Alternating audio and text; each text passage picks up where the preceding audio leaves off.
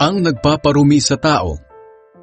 Muling tinawag ni Jesus ang mga tao at sinabi sa kanila, "Makinig kayong lahat sa akin at unawain ang sasabihin ko.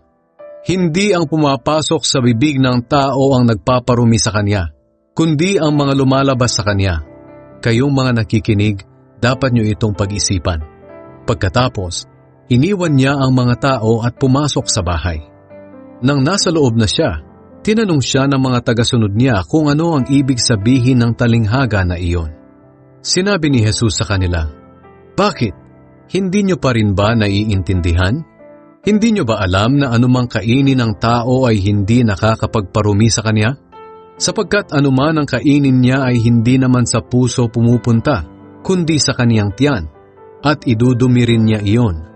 Sa sinabing ito ni Jesus, ipinahayag niya na lahat ng pagkain ay maaaring kainin.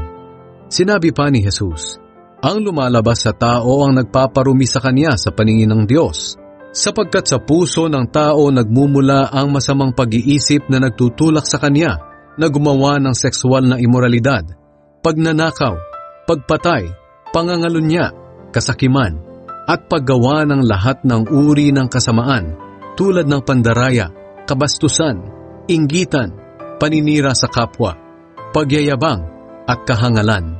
Ang lahat ng kasamaang ito ay nanggagaling sa puso ng tao at siyang nagpaparumi sa kanya."